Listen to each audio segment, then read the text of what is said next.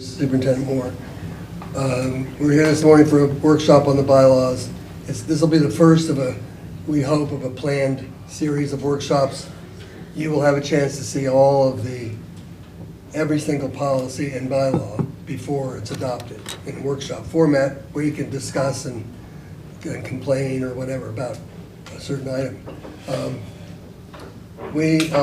The goal today is to have a complete set of drafts of the bylaws finished when we leave here. We're going to be entering the changes you make by speaking to us, what changes you want, on the computer right now. It'll become part of the draft. And that's, so we just have to go one by one through them. There's about 59 of them. So I guess we'll go in order if it's okay. So the scope of this is only the bylaws section? Yes. Okay. This morning. That would have saved me about 15 hours of time because I went through the whole darn thing. Well, you're ahead of the game then. I just, so I would appreciate clarity on the scope of the asks in the future on these items. That would be super helpful. Thank you. So the first bylaw is called definitions. It's just a series of terms that are defined in the policies. And you can see, by the way, the latest changes have been made to these. These are up to date as of right now. Our last update came out just last week, so everything has been integrated into here. So we should go through and School Board of Flagler County, they're under board. Well, are we going to go through where we can look at each one of the definitions? I would assume to see where they are they what we want and things of that nature, Exactly. correct? So Exactly. how you want to do it? Yeah. So starting off with that, I think I'd like to look at anti-Semitism there because it seems like that is not actually even addressed in policy, I mean in the statute necessarily, and it seems like you're singling out one particular group where it should be discrimination, period, instead of just one. So we don't use the word discrimination at all throughout the definition, so it seems like that would be more appropriate than just one specific group, as this seems to be. Well, each of the discrimination policies, and there are a number of them, will define the types of discrimination. I think anti-Semitism is mentioned in one, but you certainly don't have to have this here if you don't want it. So that's an advantage of going through the whole thing. Later, in some of the harassment pieces, they do define or they do identify as anti-Semitism being covered. So what they're saying here is they're just defining it, not necessarily determining the That's true. policy against it. So this is saying when you see this referenced in policy, you can go back to this here to see what the definition is of that. Well, as we see it from a policy perspective, right? Is that what that's the purpose of this document? Not normally in policy, now just correct me if I'm wrong here, but not normally in these policies like this that you would have definitions that are not specific to this particular section. So you'd have definitions when you got to each one of the sections that would tell you, right? No, that's not. The goal of this bylaw is to define these terms broadly for the entire set of policies. For instance, now nepotism is not in here because I think that is specifically defined somewhere else. So there are some terms that are defined throughout, yes, but these are just the general ones that appear throughout the policies. Although anti-Semitism does not. I did see some areas that maybe were not necessarily defined here, as well as where it was brought up later in certain sections. It wasn't fully defined. For example, presence at a board meeting. What exactly, the quorum is decided and defined in terms of being physically present, but attendance at board members at a meeting wasn't defined specifically, but is later referenced in numerous areas. Do you have a recommendation on that? Well, I think you can be present at a meeting virtually or in person. We think, or is that, and does that mean they get to vote? Mr. Delaney, I don't know. Does that mean also that the permanent virtual attendance is acceptable, or is there a percentage of which do we value in-person attendance? Is that? So the way I think this policy reads and how I've seen it in action in other districts, would be that someone attending, a board member attending the meeting virtually has all the same rights that they would if they were attending in person, except for the fact that they do not count for the quorum.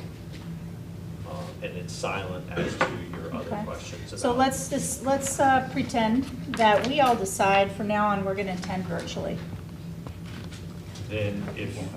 Then you we would will not never have a quorum. You would not So then have a how do quorum. we prioritize who was required, then how do we apply who's required to attend? See how that's like, Well, I think That we're puts jumping people in a ahead pinch. here, because right now, there may be a point in here to discuss that, but right now, we're I just do talking think it's a about. point here to discuss because we're talking about making definitions that are later applied in policy. Well, So the if policy, attendance the is- policy itself, it would be spelled out clearly. These are only for items that might need additional understanding of what definition is being applied within the policy. So you can go back, most legal documents, like even when you buy a house, there's definitions of words that are in the contract that are ones that you want to know the perspective of how they came about that policy with that definition. Well, for example, in NEOLA number 0145, the definition of absence and attendance is not defined. Under standards of boardmanship, it does address attending all meetings as much as possible. I mean, obviously, that's our expectation. Sometimes things happen, like your whole house is vomiting, We're going to have a policy on meetings and quorum, and maybe we should discuss putting that definition at that point. So I guess in this page right now, what we want to do is if we're, with the definitions that they've supplied, are we comfortable with the definitions they've recommended to us? Or do we want to add additional definitions Well, that's what I'm specifically? discussing. So, but I mean, yeah. This board has had an issue with past attendance, and that has been of contention. So is it do we feel that this needs to be addressed here? Well, I don't think it was about a matter of definition where the where the attendance was a problem. It was just not, it was the policy itself, right? I mean, as Mr. Delaney said, there's requirements for us to maintain a quorum. We have to have, we have to have 3 people present, but we can have a voting person, but they can't make quorum. So if we had 2 and 1 online, then we couldn't do the meeting. Right. So I think there's two layers here. One is definitions to help understand the policy if there's kind of an ambiguous reference that you don't know how that word is applied, that you go back to the definition. And then there's policy itself that we follow, and that would be, attendance would be clearly spelled out. But what I think they were recommending is when we get to that point, if we see something in the policy that is unclear, and then there's a word on that page, we can go back and say, let's add that to the Okay. PO. Because otherwise, that's my question, why do we even have these definitions if what you're saying is we're going to apply those definitions within the policies themselves? Well, Well, yeah, go ahead. in addition to this bylaw, there are definitions in the policies. Yes, there are. They're just not, they're specific to that policy, they're not broadly. A lot of these things appear in numerous policies. Could I give an example? For example, you're going to see whenever it's a capital P or S, and I'm going to roll down to it, so just to help clarify.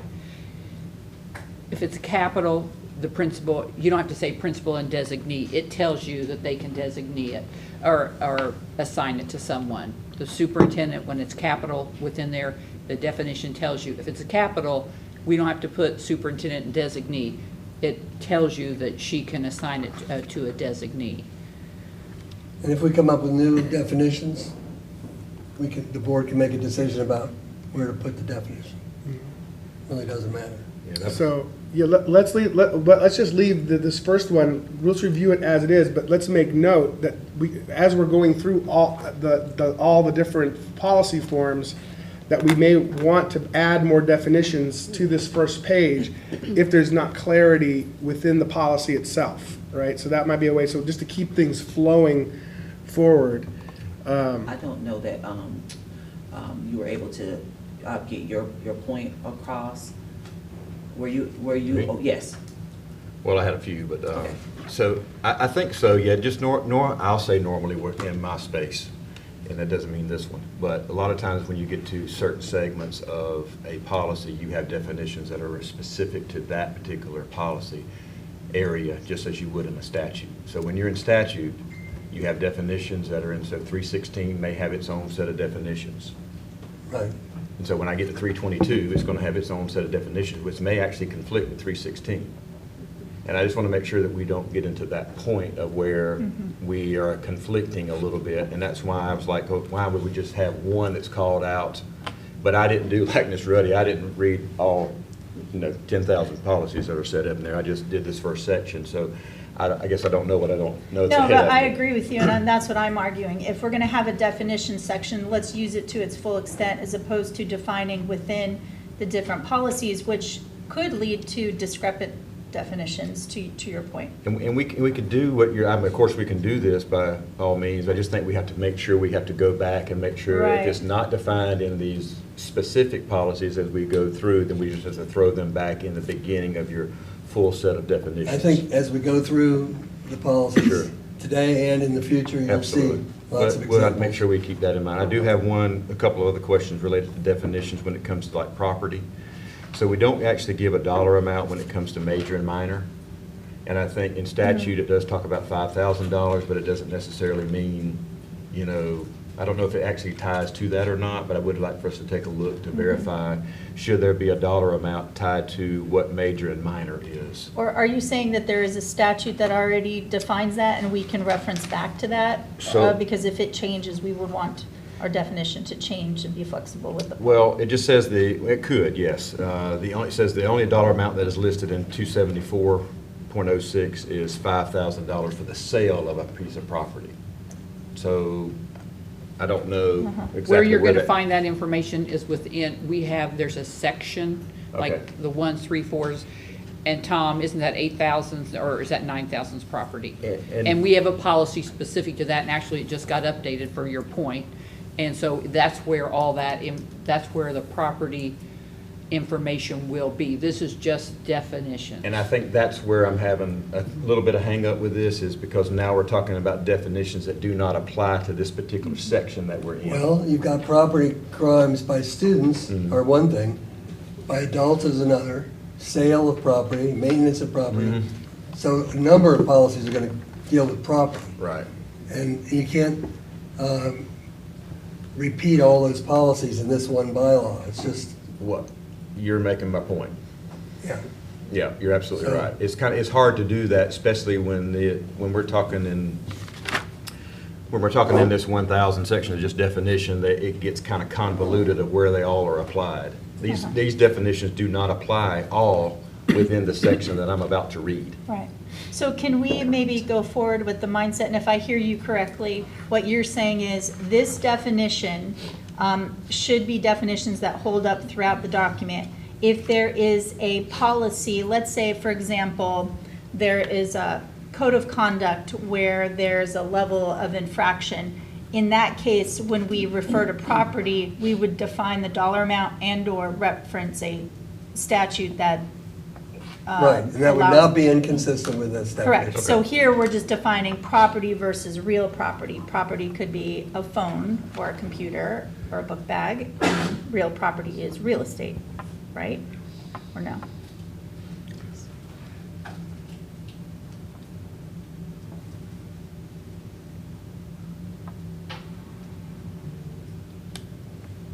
That is what I understand this. Okay.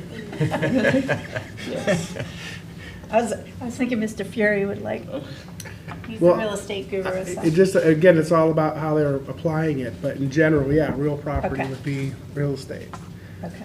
Under wireless communication devices, there's some choices here.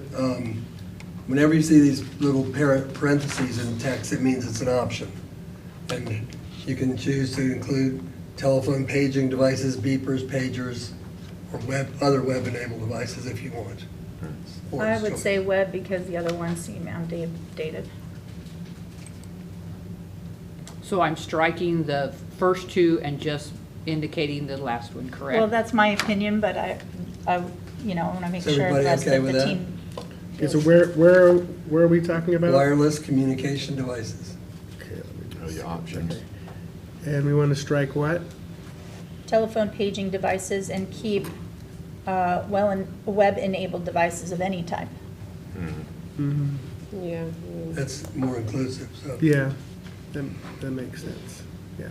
So do I hear consensus with Yeah. striking the Yeah. first Does brand? anyone use, like, do they have departments that use pagers or some type of paging device though? I mean, just. I don't know. Yeah. I don't think so. Yeah, I mean, if it is a pager, then it's also. It's going to be web web-enabled. Web, yeah, web Right. enabled. Good question. On social, can we go back one on social media just for semantics here, but Twitter, there's no longer, wouldn't that be X? Where is that? Yes, let's change Twitter to X. Where is that? Under social media, Social media. about 2/3 of the way Yes, down. I see it.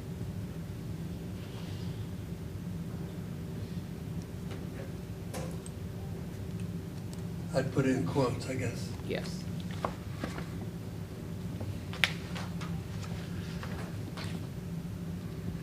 Well, we can come back and look at these, as they Sure. come forward, but I have one other question. In terms of a student, in order to kind of future-proof this, Ms. Moore, if we move down the role of having that PEP, right, officially enrolled in a school or a program of the district, would they be enrolled in PEP? Or are we saying if they're enrolled in a course, so is PEP considered a program, and then it would have that, apply that umbrella to that? Yes, Okay. they will be included in this. Okay. This would also include our students that would be taking courses through our technical college, all of them, Okay. from 3 to adult. And one last thing, and we can move on to the next thing out of definitions, but related to the superintendent, we have a lot of references to certain statutes and stuff throughout where they are applicable. Would it be applicable for the superintendents to reference 1001-51? Where that's, is that the statute? Yeah. I'm not going to quote that, but just something, I think that's right. I'm sorry, can you clarify that? I'm not sure I understand. So I just was saying, would we want to reference in statute what the duties and responsibilities are for the superintendent? We have a lot of references to statutes throughout these particular Yeah. definitions. Would we want to reference Are that you one? saying putting it here in the definition? Just put it like at the end, like you would say, where's another one? Like, say minor Yes. property, you have in parentheses FS 274, Yeah. same thing. Yeah, I agree, because it allows this to be more of a living document that aligns with statute as opposed to always having to come back and update it. 1001.51 is the duties and responsibilities. Yeah. Let's see, we got it. So how would you like me to put that in here? I'm okay with it. For me personally, consists of the group, just put it at the end, kind of like we've done a lot of the other policies where you just got the parentheses and then FS. Like it's in a minor tangible property, so they want it reflected that way. Okay. I see minor, you're gonna, FS, okay. Yep. And then 1051. And that's, FS, what's the number? 1001.51. 1001.51? Yes, ma'am. Okay. I would just, along those same lines, you might also want to consider 1001.49, Mhm. which is the general powers of district school superintendent. Yeah. Comma, FS, 1001.49. got it. Okay. Anything else you'd like on this one? When you say this one, are you saying specifically the definitions, Oh, or? this bylaw. So yes, the definitions. Okay.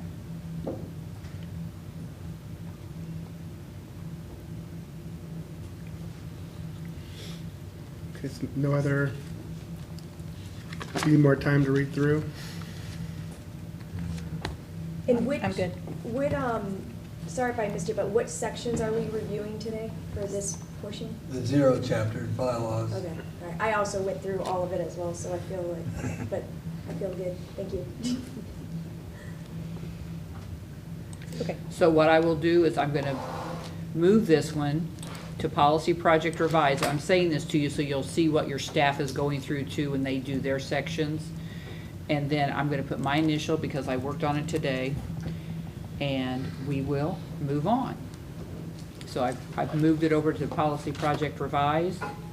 Actually, I need to go back. Anytime a policy gets modified by somebody here, it moves into that section. So I saw some previously entered material in the revised section already, and some of it dated as early as yesterday. So were we supposed to look at both areas? No, this Okay. is the section we're working on here today. So now we have an, Next one is 0112 geographical district. Obviously, the word Flagler gets inserted, that's nothing controversial. The address is, wait 1 second.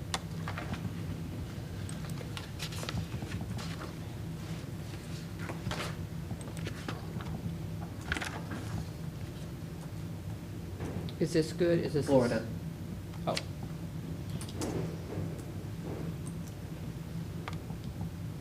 Oh, it's Wayne, not Flag. Yeah. It's as Flagler County, yes. okay, let's go to address.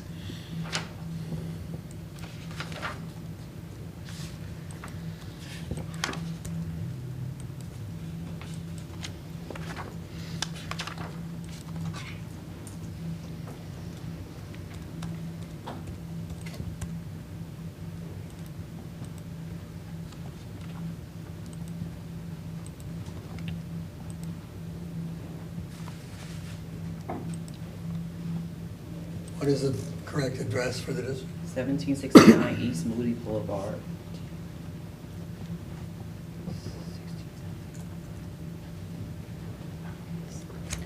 Yeah.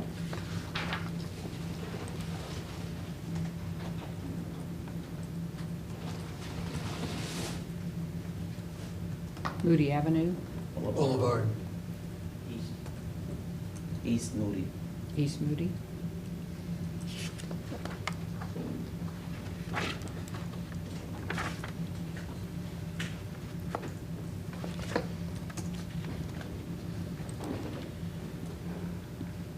And if it will be helpful, like our staff is able to get Yeah, in we there can- and do that as well. Right. Okay, So that- staff, you all right, have them good. here. Yep, they are, Might save time. they can also Great. get in.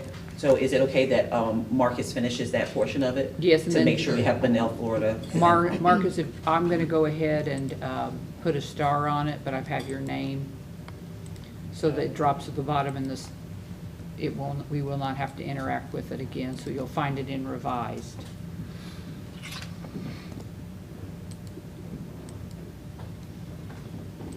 And I'll just need to come out of it.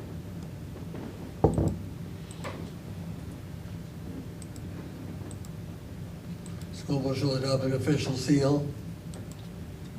I don't think that's controversial, is it? I hope not. Purpose of the board is 118.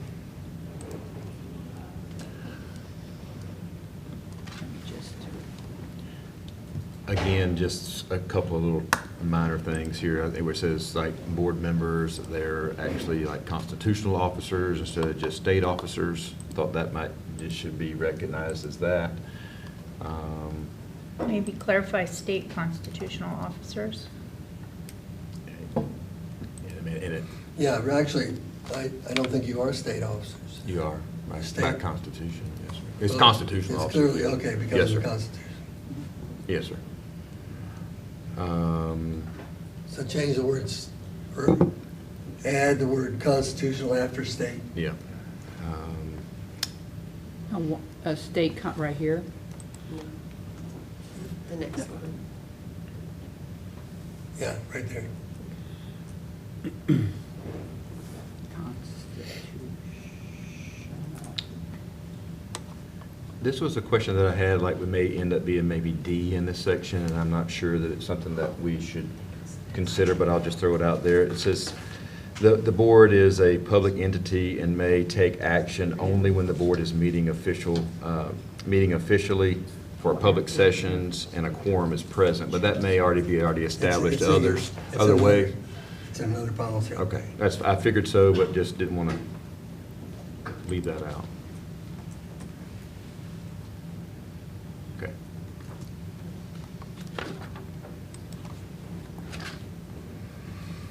Okay, Thank you, sir. are we through with that one? Let's go to 121. So this one seems really simple compared to our last definition. I don't know if it's just, we're gonna break it all down, but previously it was 201. Well, yes, what I noticed in going through your policies too is that NEOLA has separated out the policies into discrete subjects. And so you have more actual policies, but they're smaller and shorter. Can we So- condense this? I mean, it feels like it's easier to find things in our old policies. I don't know how everybody else feels, but. What number are we on, Tom? I do agree with you there. 121. I do understand what you're saying, but why the duplicativeness, right, in certain areas? If we're gonna list this as the responsibilities and authority of the board, I agree that there's language missing that individual versus board power limitation. There are further definitions that define that and/or spell that out, but with that missing here, or eliminate this section because it's gonna come later, right? Why have another piece of paper? Yeah, we don't to need Ms. redundancy, that's for sure. Right, to Ms. Chong's point. If it is fully fleshed out later, why do we need this section here? Or can we, Just have it all stated right there. correct?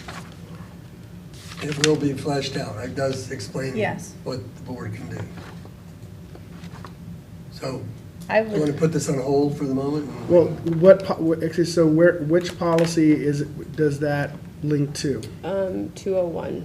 201. So it's got like all the bullets.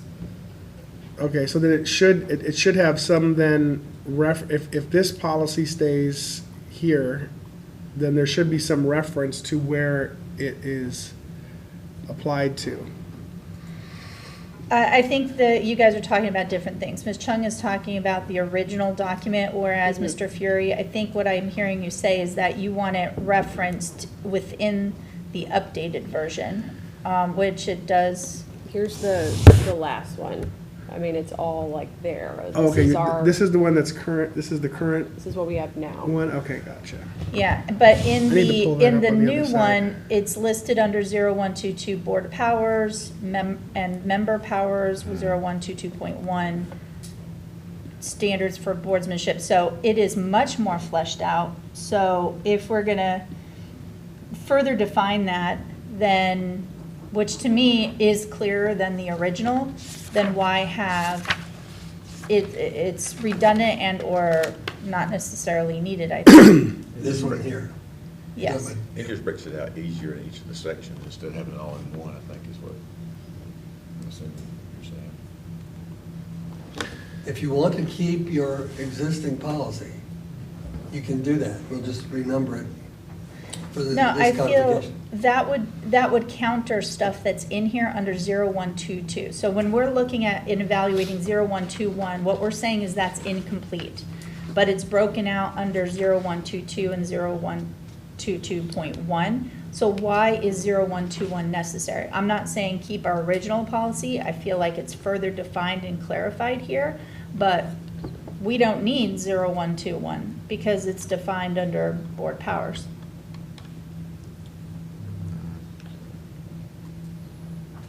It's fine if you. the Well, board is not I required guess to have- if I'm hearing the board correctly, I guess the ask is, can we consolidate these Right. two Yes. policies into one?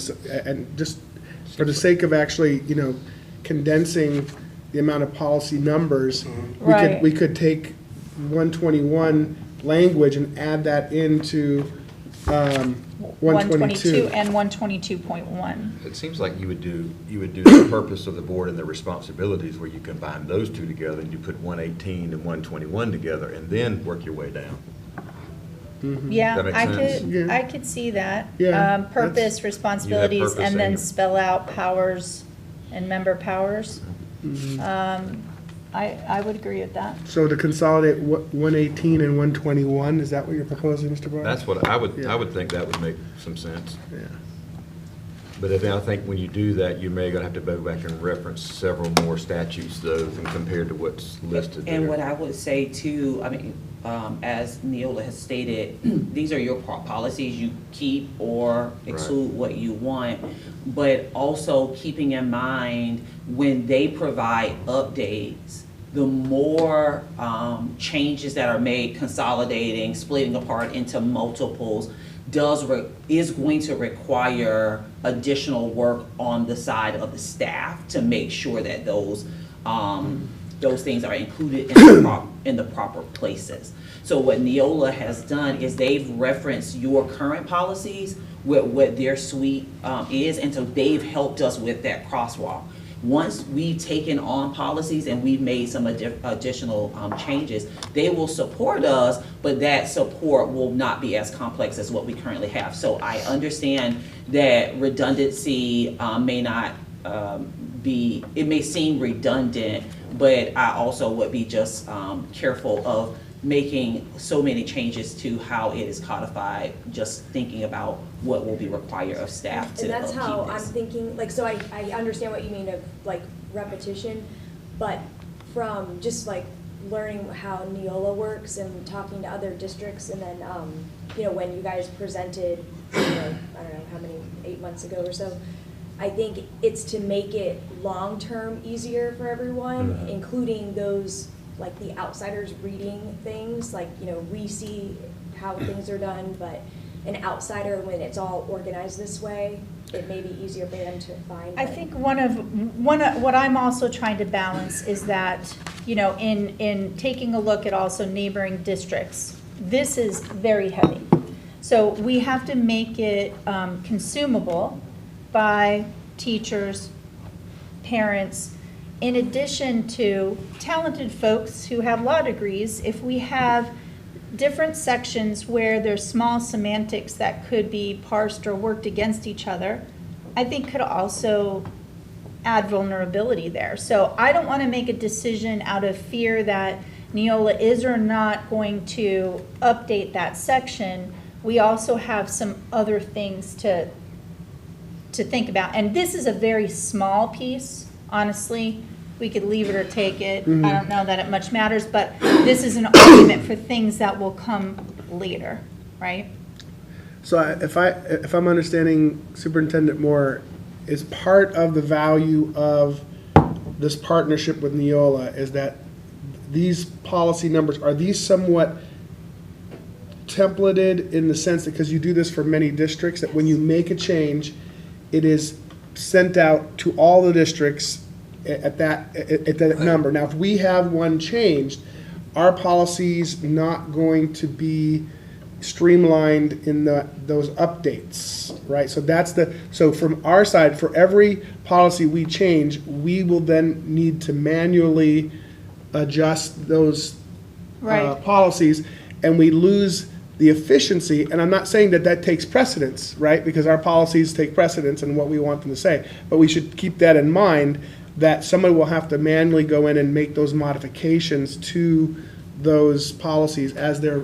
Especially when if it's something of substance to the board, we want to make those changes. But if it's just a matter of this would flow better if we were to just combine these things together, it doesn't change. It's not changing the content, but it is going to require additional oversight on the staff.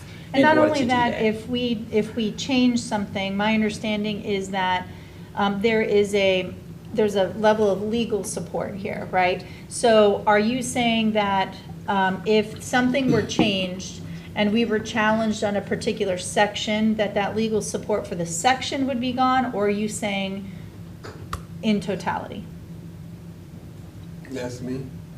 or whoever has the answer. I guess it would, You guys are the would NEOLA would the, representatives, right? because you back up when you Yes. give us, you back this up Yes. legally. Yes. You defend the policy if it's challenged. Yes. I think what Ms. Ruddy was asked is that if that happens, if we change one policy, does that just affect that policy from you defending it, or is it the entire policy No, book? it affects that policy.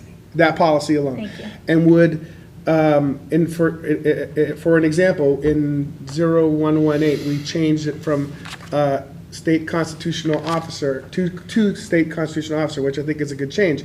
But now that we've changed that, does this create that, I mean, I guess at one Like the point, guarantee. are you gonna Yeah. tell us to say, hey, that change is gonna affect our warranty, or? No, Okay, that's not, in my view, that's not a substantive change. Okay, so- Really not.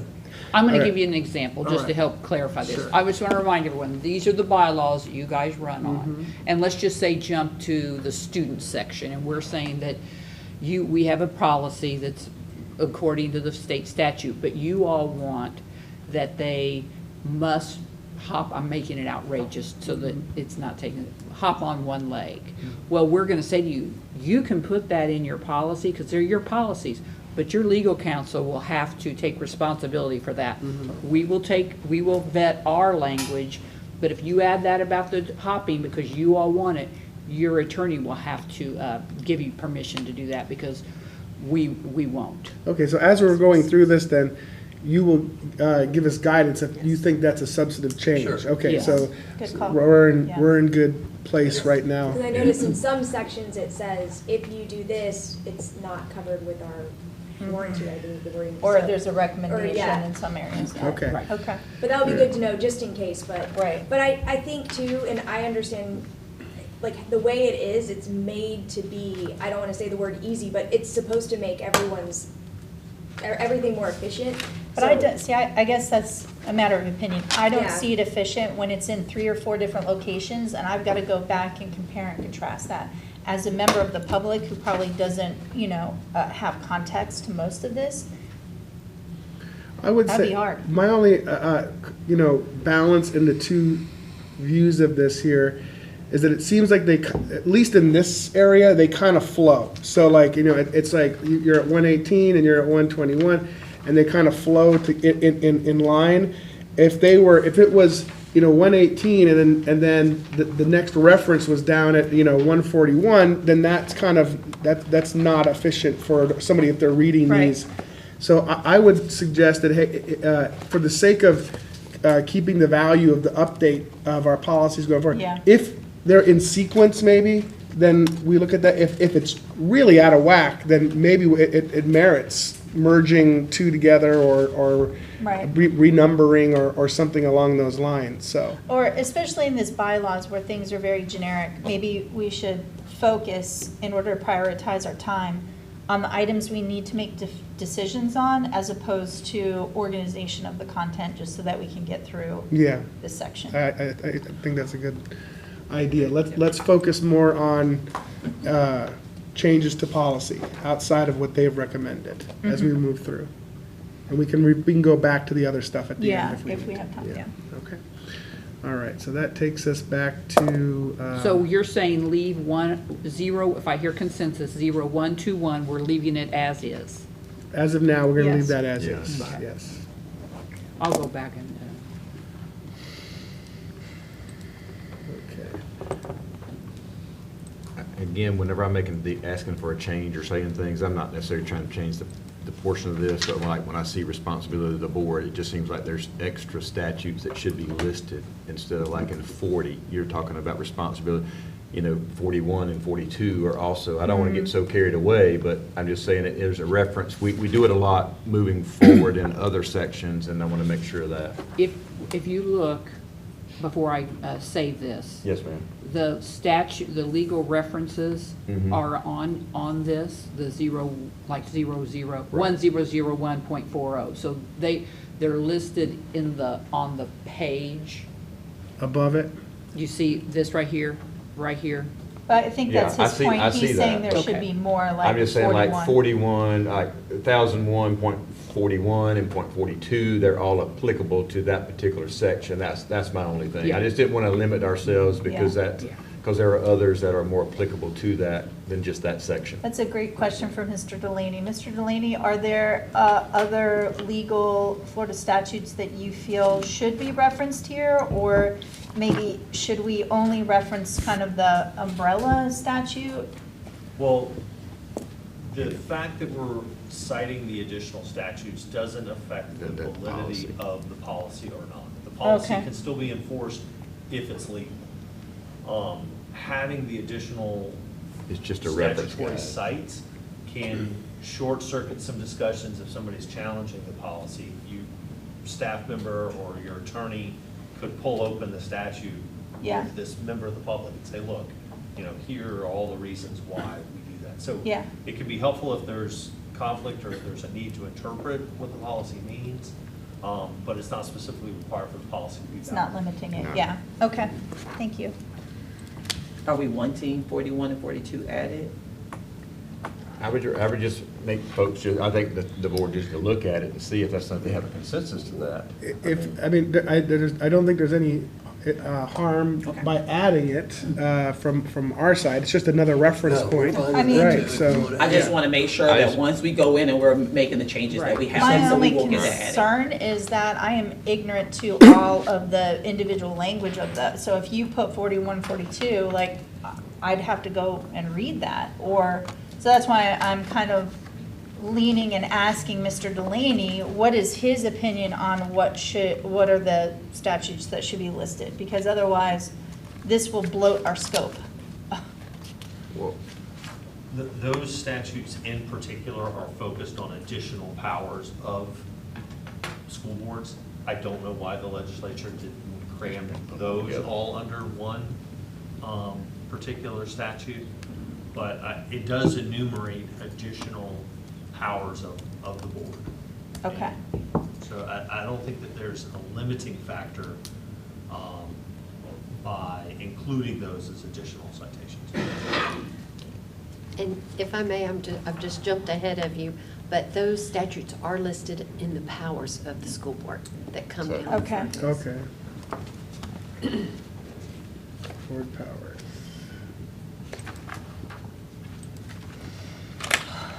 Which is 1, 2, Okay, 2. which is the next one down? Yeah, Oh, 1, 2, 2. but are we That gonna? we jumped over. We jumped missed over. financial emergencies. emergency. Yeah. And that's what I have seen with NEOLA. Lots of times, there may be kind of a flavor of, we're getting to that. Yeah. We're gonna introduce that concept when we noticed get to that. that section of the policy. Okay.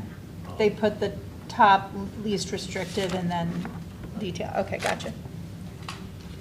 Okay, so there's no decisions on emergencies, right? We said we're gonna focus our scope right now on things that we have to decide. So, So am I hearing that 121.1 is fine? yes, ma'am. Yes.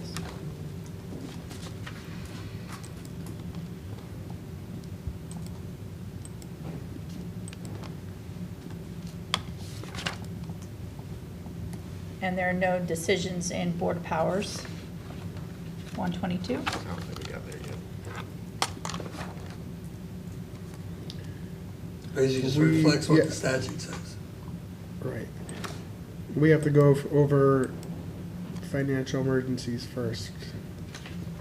Oh, we're going, I think we just. I said thought that what we we're were doing good. is going through to limit our scope to only the items that we have to decide, because there's versions and choices we have I to see. select. So there is Okay. no, Yeah. okay, there was no. Right, if requi- that's got okay it. with Ye- you. I Yes, don't- yeah, no, I just didn't realize that we agreed there were no changes. That we're fine to move on to board powers then. I'm just having technical issues here with my computer for some reason. that's I'm fine. losing connectivity, and so my policies are not updating in front of me. I may have to restart this browser. Here you go, here comes your Yes. lifeline. It almost seems like every URL, it just says it can't go to it, but I just closed it and restarted I it. am too. Yeah, go ahead. because there's a, It was working and then it just decided to. And we can bring it back to it. Okay. And I'll write myself a note. Should be, yeah, no. got one of these. I have this, this is too messy, and I'm on the struggle bus. Okay. You. Yeah. Yeah, I have You my gotta- notes here, but I can't get them in public. Whatever it takes, right? Okay, looks like it's starting to come back now. Draft.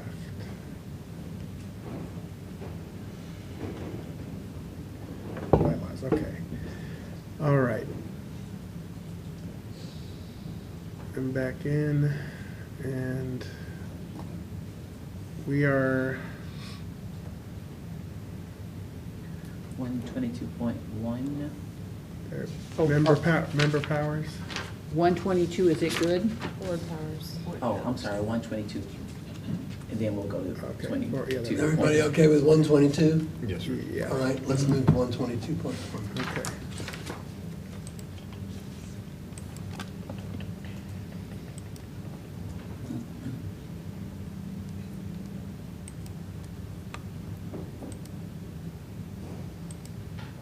Yep, no choices, and also for clarity, there, it's broken out into specific aspects of member powers to the applicable sections later, so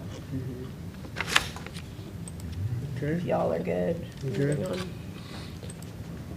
So 122.1 also good. The next one is 123. It has two versions. One of them is based, the version 1 is based on the National School Board Association. And that's And where we the choose- version 2 is based on the Florida School Board Association. My choice is for version 2. Because, right, National School Board Association, they parted ways in 2021, so they're not affiliated, and we're a part of the.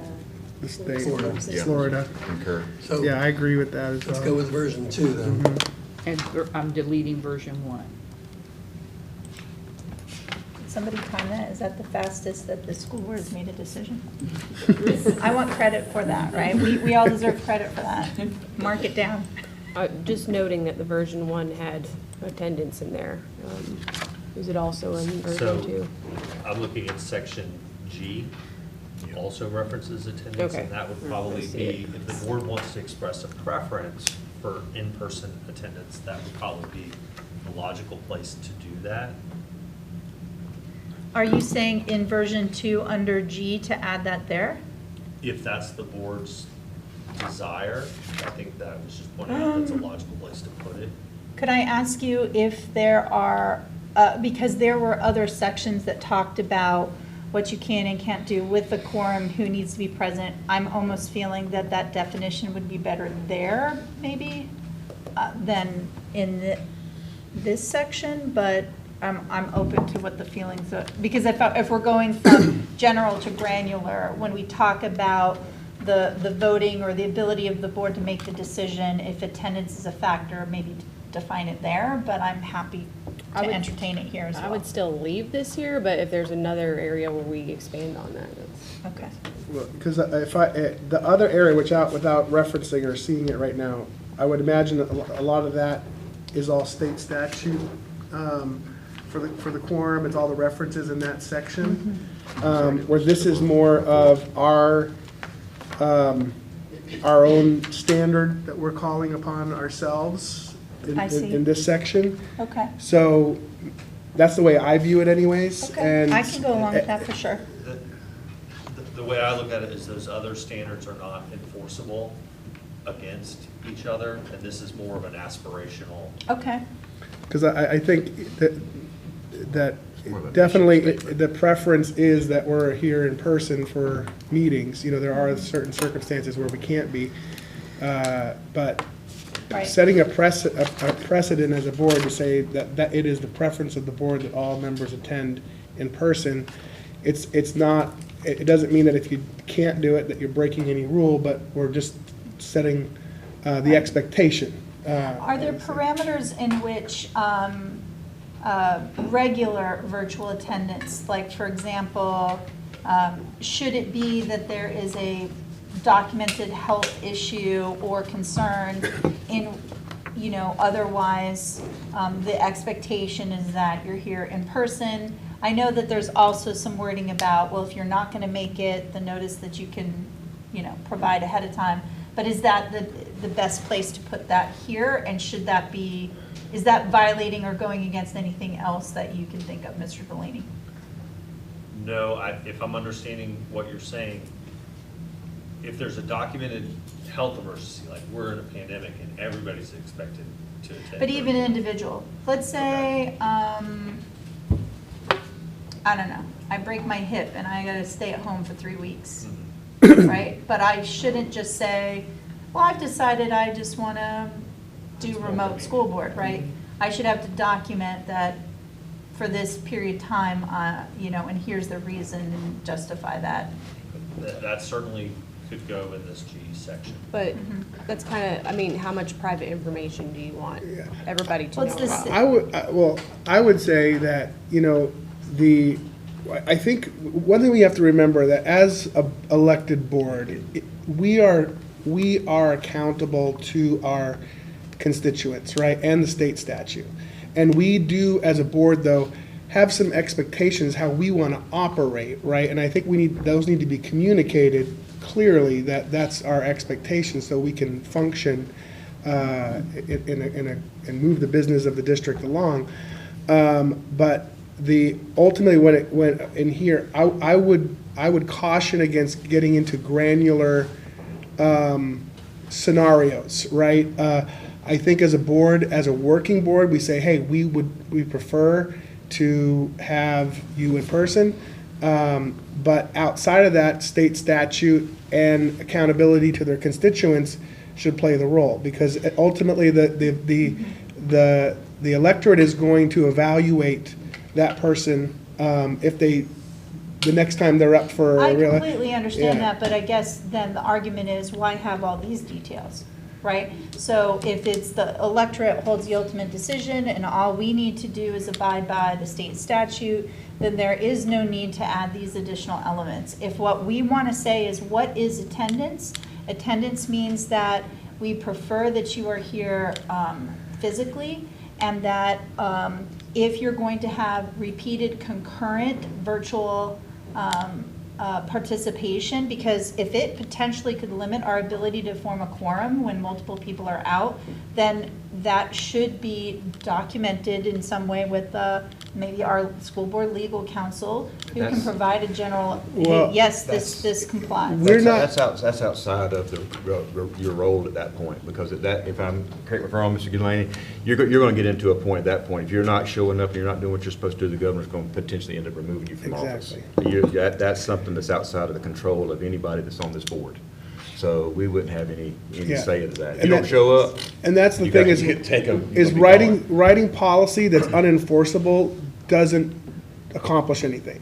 Because we can't, even if we put all these rules in here, you can't remove a board member or reduce their powers in any way because of their petition. The governor can step in, and any board member can write the governor and say, hey, we got a problem here, and I think you need to step in. So there are powers that we have individually to communicate to the governor's office when we feel we have disruption on the board, right? That's So my why understanding. did that not happen in the preevous situation, where it think seemed like many people, as well as the constituents, had an issue with attendance? Why or why not is irrelevant at this point. That's an individual decision of any specific board. Anybody in the public could do it.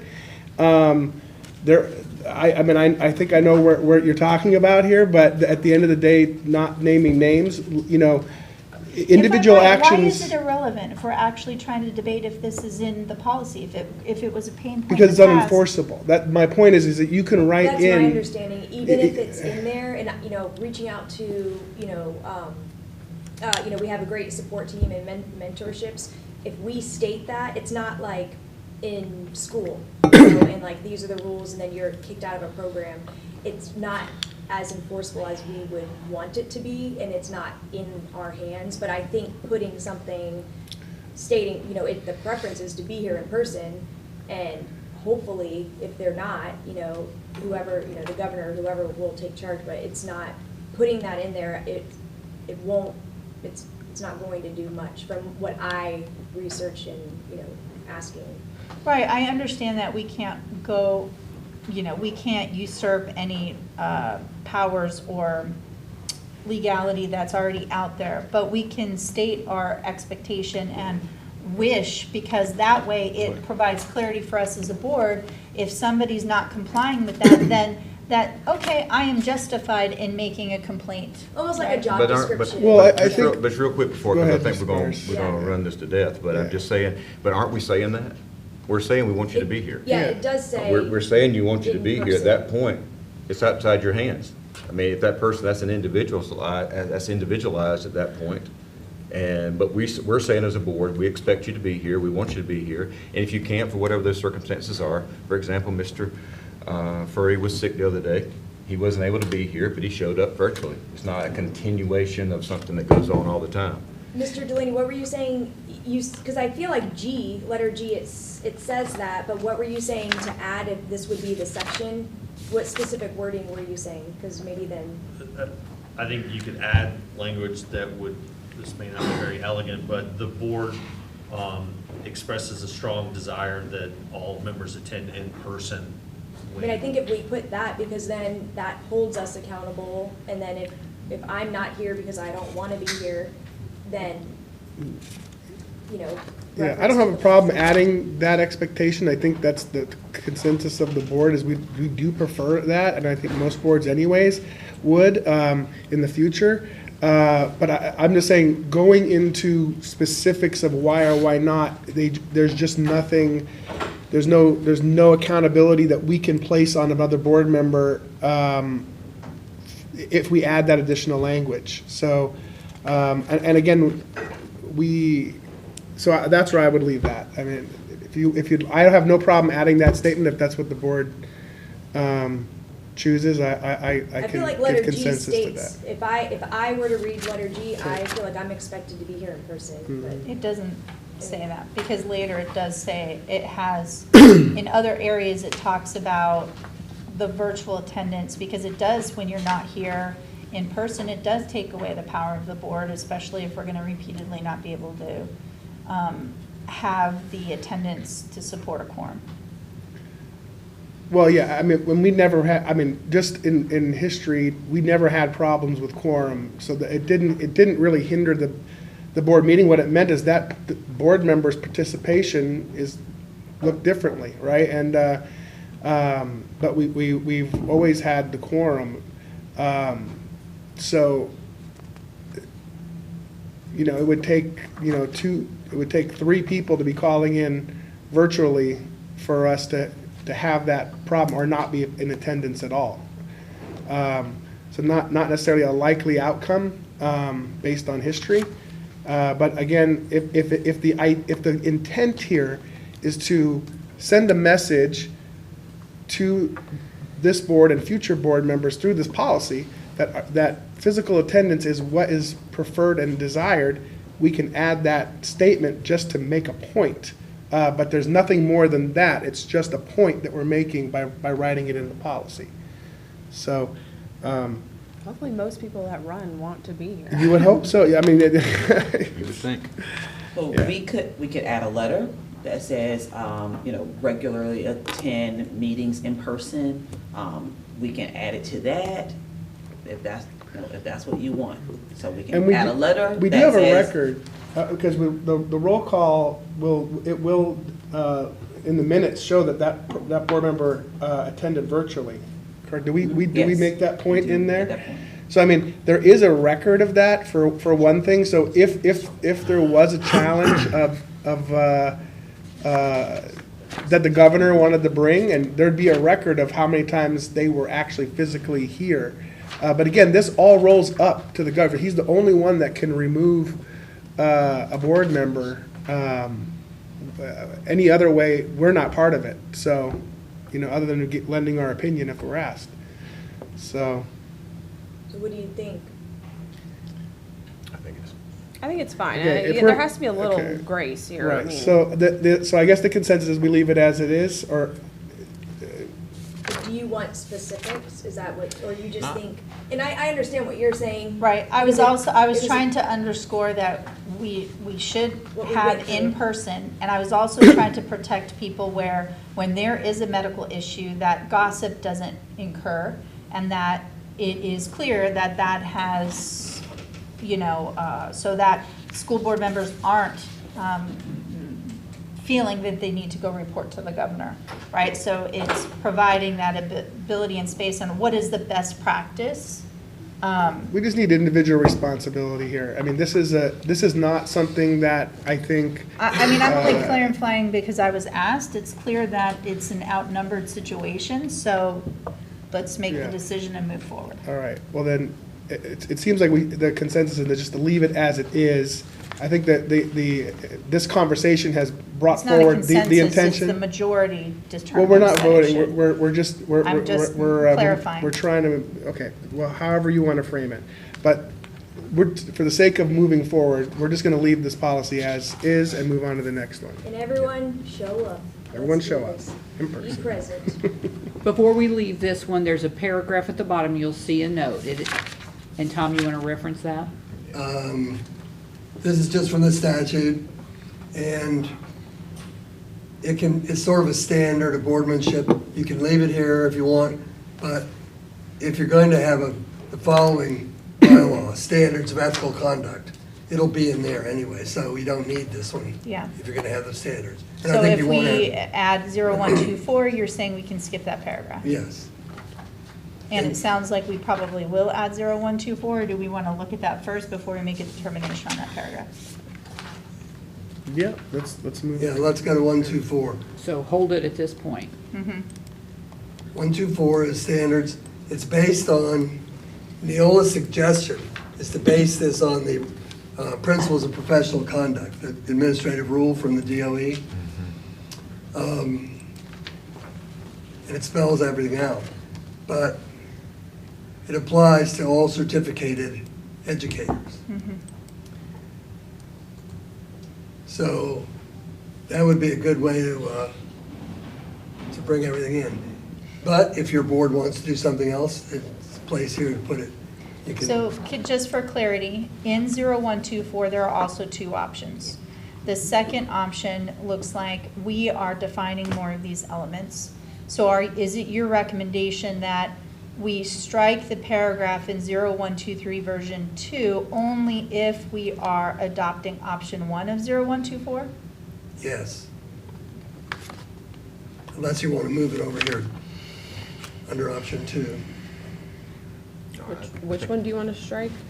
1, 2, 3. I'm just saying that's the option for us to decide. The paragraph in 0123 version 2 at the end, where it says you don't have to add this paragraph if you adopt 0124. But 0124 has two options within it. Option 2 is where we essentially customize our ethics. So I was asking if it is their recommendation that we strike the paragraph in 0123 version 2 only if we adopt option 1 of 0124. Yeah, so 1 is a standard, is a strong standard. Right. I mean, I think it fits what I would think what we would want. That's just my opinion for that. And it's- Yes. That's how I And feel. and then there's no need for us to have the one before, so we can Correct. go to the Then you're not next. missing anything. and You if cover a it's- lot of, The only addition is that I would opt to choose the $50 and under gift because, but that's another section. I think, You gotta- isn't it you- 0124? Yeah, once you choose one, now we've got to go down and talk about those other items. Okay, I'm sorry, Yeah. thank you. So we're selecting option 1, and then there's another parens. Okay, so then Okay. option A1 then. I have a question to ask on option 1. Just based on recent executive orders that have been put out there, there's references in here to gender identity, and will these affect the school district with those executive orders that have been put out there that state that we could lose federal funding if there's references to some of these terms within policies? Well, there's paperwork, so like right now, if a student wanted that they just have, their parent has to complete a specific form? And Well, I'm was not that- speaking about that. I'm just saying right now we're in a transition, you know, that this is, there are executive orders out there on the table by the president, and there's been references of how that affects federal funding What some districts have done is strike the parentheses after the word sex, to just say sex, and then keep it generic. Mr. Furry, can you point out in which section in 0124 that you're identifying could cause that issue? Number 10. 10? It's under, there's 10, and there's another area down below on, wherever it references sex, there's a bracket afterwards, which is C2 also. Yeah, maybe it's just not necessary to have all that language in there. Yeah. I Or would- could it reference what whatever the federal law is about the protected individuals? Because I think that does happen later as well, where they say protected individuals and they reference the federal law. Right. Right now, you know, gender identity is the issue of some litigation about the Title IX rules, and those policies are kind of on hold, the federal rules, right now. So it's an option to do that, So take they would that out, look at and that. we'd take it out in all the policies about that, and we have the generic word sex and interpret that, whatever. It also sounds, Everyone. Mr. Fury, that if things were to change in statute, that they're saying, obviously, this would be updated for us. It would, but also, if Then if we you just change it, put we the have to- word sex there, then the definition of sex, when that is changed, would reference whatever the federal reference is. So if we take the brackets out, then it always will just defer to whatever the reference of sex is at any given time, and not specifically assigning a definition to it within the policy. That's what I'm saying. Mr. Delaney, would you recommend sex and put, you know, as defined by Florida statute or state, or how would you? I think you can do that. I don't think it's necessary. Okay. I think anybody. But you would look at the recommend policy. deleting the parentheses? That is a board choice entirely. I don't think that this is I don't think this is in conflict with the current state of the law. Current state of the law is in flux. I think this is valid language for now, because mostly it's about discrimination, Right. taking, you know, action or harassment of someone. So even under this changes in statute, right? Typically, right, the government and the state provides the minimum basis, whereas school boards can often, or other agencies can go beyond that. And so you're saying that this statute, even if we choose to say, we don't want harassment and discrimination of these groups, that would preclude us from federal funding? It is not, it's more ambiguous than that. I don't think that we have clear direction from the federal government that that's exactly what would happen. So if we leave it as just sex, and then sex will be defined by the federal government, and therefore all policies would go off of that definition rather than us further defining what sex is within our policy. I prefer to keep it based upon what NEOLA will have and keep updated. I say delete it. I don't think it's necessary to have all that language in there. I would, just based off of where we are, but I just don't like, I think at the end of the day, we're not discriminating against anyone, period. Right. I don't care what it is, we're not discriminating against anyone. Exactly. Like even disability, is it, I mean, I see it And we- has specific examples, I mean, it's. And I'm the same way with that too. We Yeah, do not, it doesn't matter what It's disability that you have. It interesting thinks like that- we're calling out certain ones, and there's so many more than just those, so just say we're not discriminating against anyone. It kind of goes back to my initial point with the definition that was in the beginning. Right. Mr. Delaney, do you need it to be specific like that? Like, is there a reason that it has it like that? I think there are certain Because disability is a circumstances where it's disability. propped up. I think that there have been, non-Flagler County, this isn't Flagler specific, but, you know, I think NEOLA, one of the benefits they have is they have a broad experience, not even just in Florida, but in other states, And when they see issues that, In one. that in- repeat themselves maybe in multiple locations, I think that can be a source. For of- clarity, I guess, for Of just. adding language in there. But the language doesn't have to be in there for the policy to be enforced, as Mr. Barnes has described. Okay, and If it's we not, rem- this would not be a material change to the policy?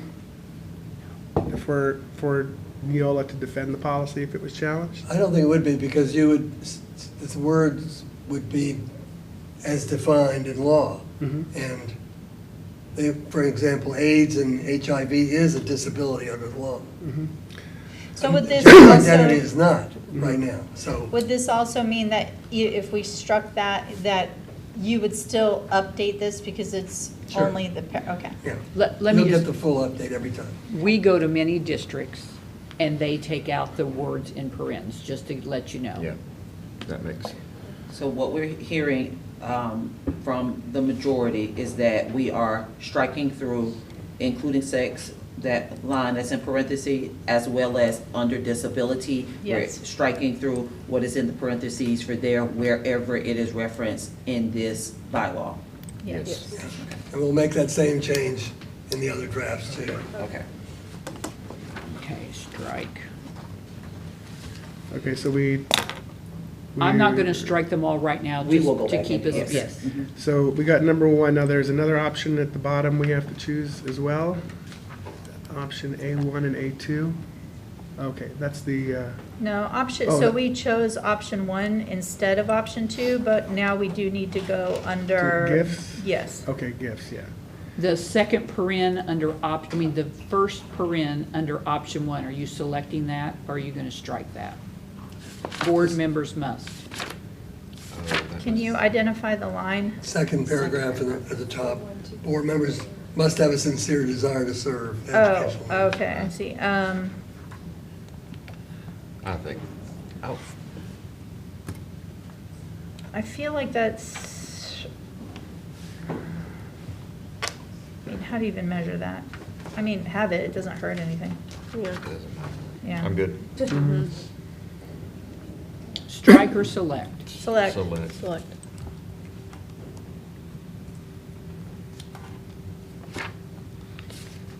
And all of these updates will have access, right, when we log into Board Docs under the policy draft policy that we're doing now?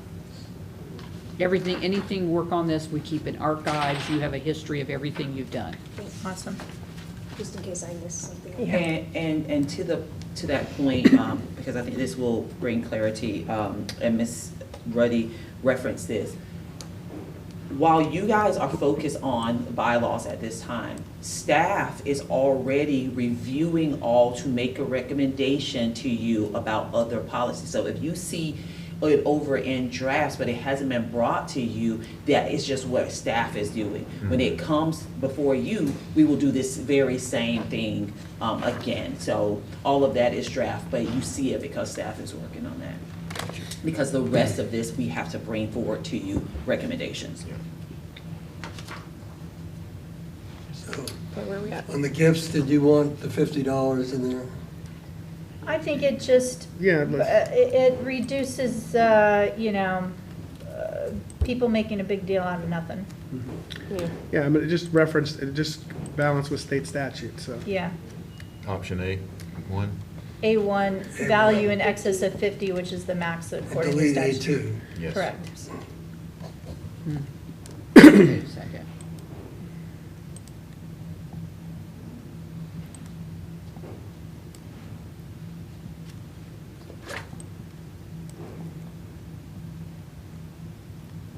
Any other questions or discussion on 1, 2, 4? No, ma'am. And we know we have to take out the parens in the other sections. Okay. Yep. Okay, let's go to 131. I'm sorry, just for the gift, I just want to make sure we're all on the same page with this. So, and I understand what statute says about you reporting gifts and all of that. So what this language is saying, that any gift over $50 would not be accepted by this board. Correct. So, Right. for instance, if you were gifted tickets to an event that the foundation was holding, that would not be accepted by this board. If the because value it is would- over If 50. the value is over $50. I just want to make sure that we're clear on that. I Because in the agree. past, you would be recording that as a gift and submitting that as a Uh-huh. gift. But what this is saying is that this board will not accept any gift that is valued over $50. But So, even if, but it's my understanding, even if, you can't, even if you had to report it, you're still not allowed to take anything over $50. I mean, in any circumstance, either way. So really, it's kind of, the 50 is 50, no matter how you look at it. I From think state what statute Ms. to Moore is trying to local underscore policy. is like, let's say the Josh Cruz event, where the ticket, where the public had to pay $150. They typically gift to the schools 2 or 3 tickets per school and the school board. So now we need to decline that and pay for it. As a school board member, As a school Correct. board member. yes, yeah, as a school I board just want to member. be clear in Right. that, just so that, I understand the $50 gift, but making sure that if you were in a situation where you were given a ticket that was given by whatever means that is, that would be considered as a gift. And I think it's just being very Okay. clear, especially in relation to our foundation, because we do try our best to support them financially by Yes. paying for things, but making sure that that is very clear so that we're all Right. on the same page with So it. just to be clear, so all these events, so when we get invited and we're going, we accept, then go and buy your ticket as a board member. Right. So, Like the Josh Cruz. And it bought will my later ticket. come, I don't think that we've already addressed it, and I do apologize. It will later discuss what things are you going in your capacity as a board member, and how that, those things are paid for your travel and all of those things, but I wanted to just be 'Cause clear we have a around lot of that. events, Yes, so- lots of events Okay. that you guys attend. And I would just add, if this person wasn't giving you gifts before you got on the board, why are they giving you gifts now? And then you gotta look at that next paragraph that says you cannot accept anything of value if it is based on any understanding. That's a clear bribe. That doesn't apply to this group, Right. obviously. But based upon that, the judgment of the board member would be influenced thereby.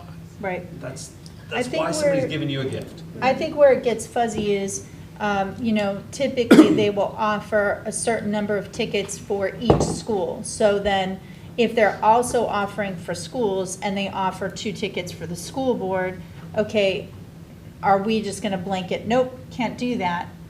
Which I feel we should, because And- they're having fundraisers, the whole point then. It's a Right. race fund, and I want to be clear for the public to not say that that is what is happening. Right. I'm just making it clear that Exactly. we're all on the same page, that that this applies not just to those outside, but this applies to our foundation, that we're supporting Yes. that. If it is something that is above $50, regardless of what you as a board member are purchasing. and for them that to be ticket. aware too, that Yeah, it's not, absolutely, for absolutely. like, an instance, oh, I'm inviting Right, you as we're a not being guest, rude. and like, oh no, I already made a donation, just so like, not physically giving you a ticket, then actually, no, I did a donation in my name. Again, I mean, just for So the sake they of the public to be understand very it's- clear that Yeah. we're making sure we're all on the same page and not indicating that this has happened, Right. to make sure we're on the Or same page. expected. Okay, I'm sorry. No, I that's just great. wanted to make sure.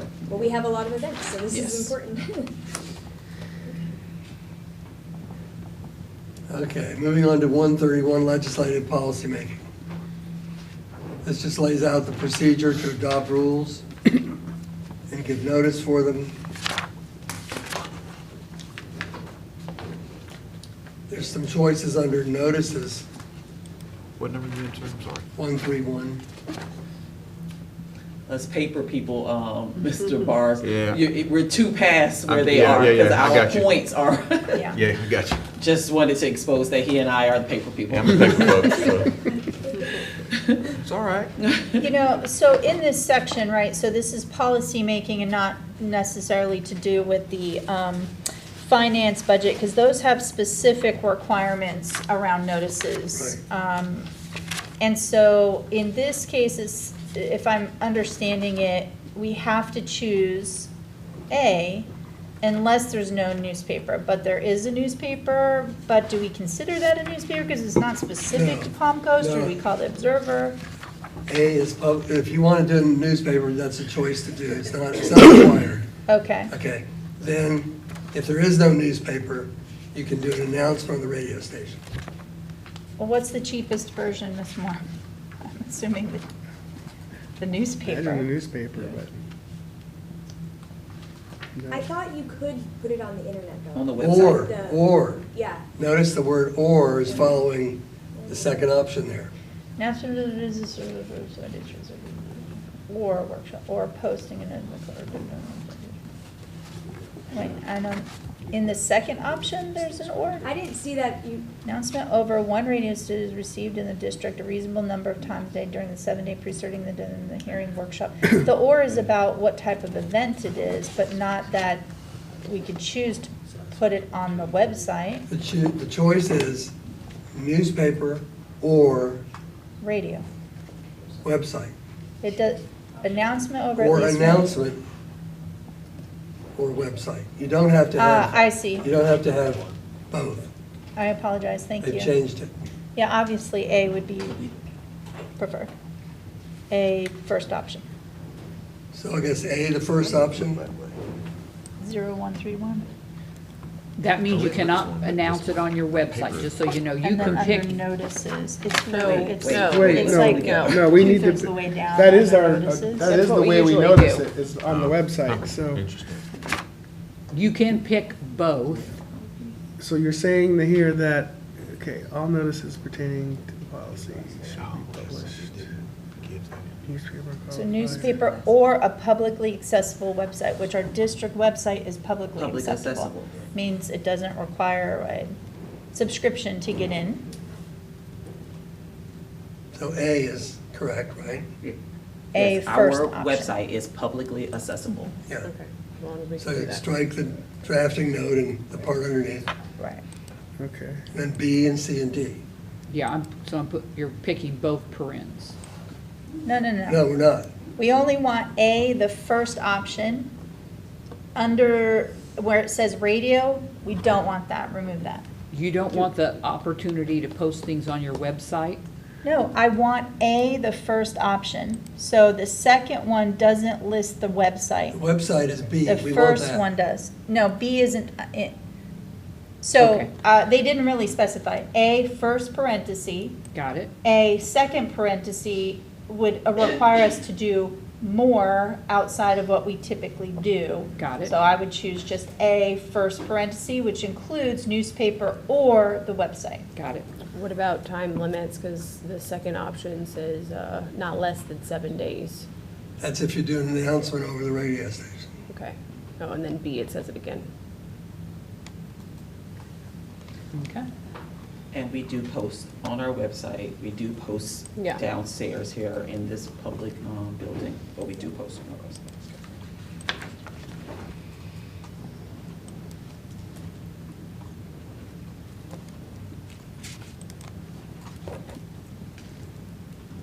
And that's the only choices that we have listed in here.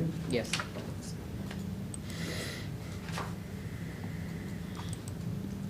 The rest of this seems kind of standard. Tom, do you want to explain about technical corrections for this one? You know, this has been updated recently. If you have a non-substantive change to a policy such as, say, the contact person, title of the contact person who handles discrimination complaints. A lot of the policies have that. That may change. And if it does, changing it is a technical correction only. Adding a statutory reference in the body and above the body of the, or in the body of the text is a technical change only. So those things can be done by the board without having to go through rulemaking. It lists here all the different types of technical corrections. You can decide which ones you want to include here. You can do it as a resolution on the consent agenda, or now they've added, the superintendent can identify and make those, and then inform the board about it. Okay, so, 11. sorry, go ahead. I'm just saying, I didn't look at this, but 11.242 references that, I'm assuming. I mean, that gives you that option of adding those things in there where you would be covered. I mean, I can't imagine not, but just making sure. Right. So based upon our previous conversations around the hazards of consolidating or changing or moving in sections, under the technical corrections, it would be my preference to have corrections or addition for grammatical or typographical errors. Now, when it says alterations or omissions, I imagine that means when the names of individuals might change, right? Or maybe they change the title of a position. Right. So, like later they reference a CO, right? So, and so I would say those 3 items to me would be the ones that I would choose to select in that multiple choice area there. And then for that, it would be the second option under the or, which is allowing the superintendent to do that without having a meeting about it on an agenda item. Because some things need to happen more rapidly if personnel changes occur. And we don't want it to be out of date during that time. That's my perspective. So which 3 items did you say you wanted to include? The last 3, corrections or addition, grammatical errors, alterations and omissions, and updating names. And you're picking the superintendent? Correct. Is that a consensus?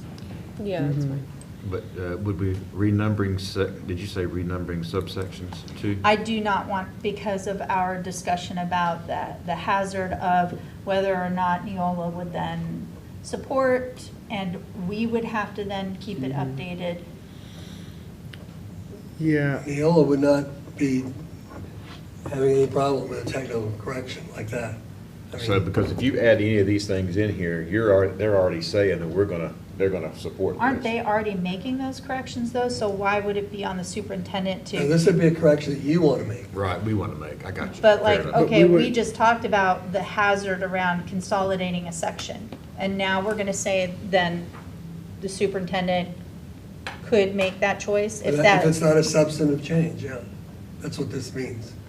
So is it wise before making any decision like that to reach out to NEOLA and say, hey, this is what we are deciding to change, is this? That's fine, yeah. Then it would, to me, we would need to have it on an agenda item and we'd have to adopt it. What I'm trying to do is provide flexibility. And so to me, if we don't select consolidation, transfer, combining, then that means it does need to come before the board.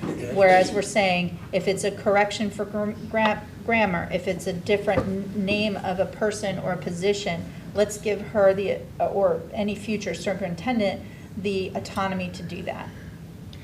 Let's back up 2 steps. The technical changes typically come from us.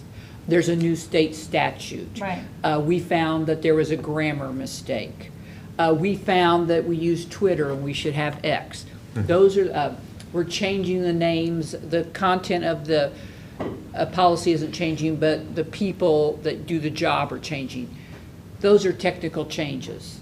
And we literally, when we send you an update, we identify which ones are technical changes. Those would just go on you're giving that power to your superintendent to take care of them.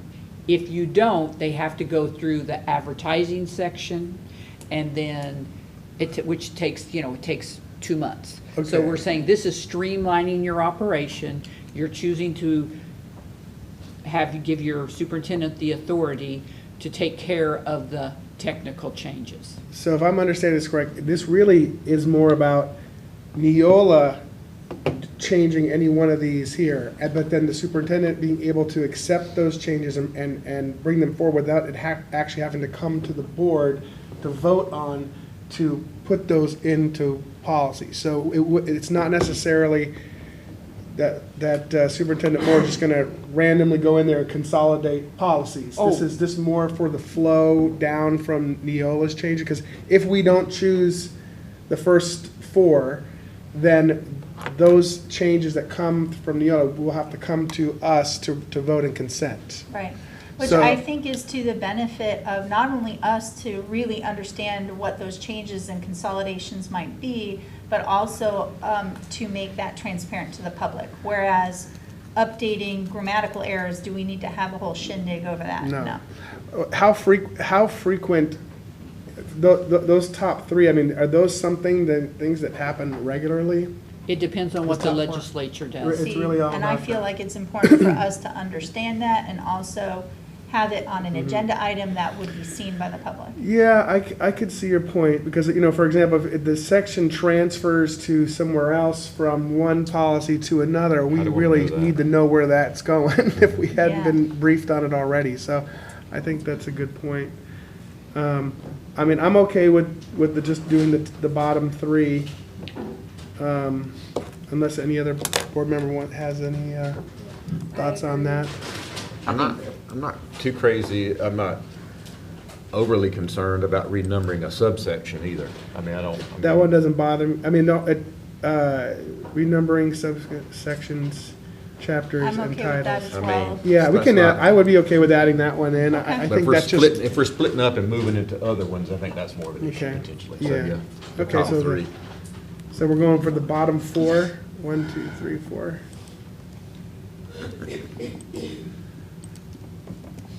Okay, bottom four on the updated, okay? Yeah, okay. Okay. Next one is variances and waivers. I'll tell you, this is not used very often, but it is permitted under the law for an agency like the school board to waive its policies in certain circumstances. Some districts don't have this policy. Like, Mr. like with an emergency situation or something, like, what's an example, I guess? It could be an emergency, yeah, that would be separate really as an emergency rule, but this would be where some person petitions you for a waiver of a policy. Gotcha. So Do I we have know- this now? We have, So- Our first meeting. does this lead to sometimes we to a voted on quasi judicial this. hearing type of thing with these? So Quasi judicial is addressed at a different time. I'm trying to think of a example. I think Ms. Ramirez has a reference to Like something our that very was in first, process. November 19th, we had to vote on an individual, so that was my question, like, how often, he said it doesn't happen often in general, so that doesn't happen often when you have, so the property appraiser, and then we have a board, so that's what that's referencing, correct? No, this is for you to go against something that is outlined in your policy. You will allow or waive, this person, typically, when I've seen it, like would petition to you to waive a specific policy. What immediately goes to mind for me is, like somebody that we would be hiring, but that's not really a good example of Hardship like in their. school? Salutatorian or valedictorian, if you had a particular requirement, and for whatever reason, that one element was missing from this We don't even otherwise star recognize those, candidate, unfortunately. and there's gonna be a lot of family pressure or maybe community pressure to say the way this policy isn't working as intended for this particular individual. Is this, do we have a policy like this? Is this one that you've copied from our current policies, or is This this is not. okay, so But this is a recommendation. if it's there, you're gonna get asked to implement it probably a lot. Right, but I mean, go ahead, Mr. I Barnes. think you shy away from it. I mean, that's just me. Well, if somebody wants to, Yeah. we don't need a variance and waivers policy to have somebody come forward and make a suggestion that we make changes to a Right. policy, right? So in essence, that is already available to them already. And as a board, we can decide, hey, we want to hear that and make those changes. Okay, so what I'm hearing is that we're deleting 131.2, variances and waivers. This will not be included in this I policy. like that idea. Yes. It's just, Many districts do that. So, And I think what I was referencing was on another section, which was. Yeah, so- it is. Yeah, I just saw that, so yeah, I'm like, so I'll come back to that. Let's go to executive 132.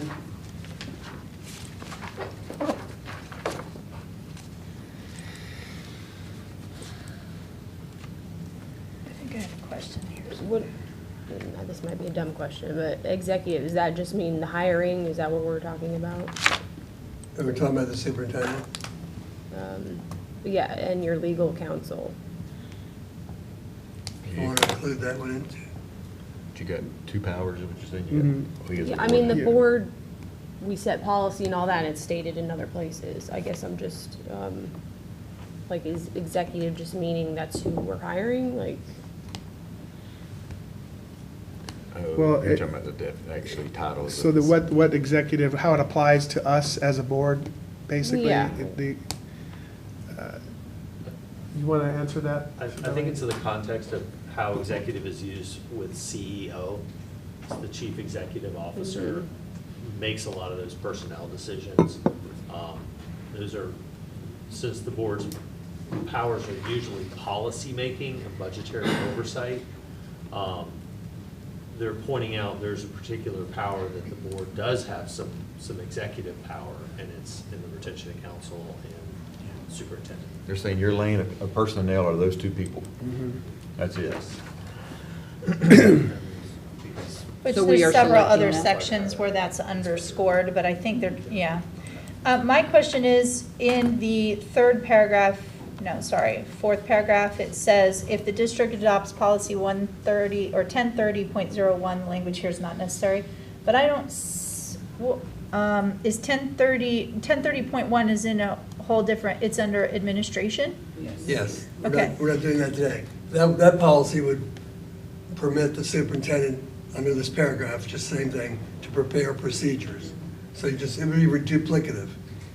Can we pause this one and bring this Till back we when we review bring back that. the 1000s? Because all of the board has not reviewed Right. that one. Then let's skip that paragraph and see if there's any other choices here.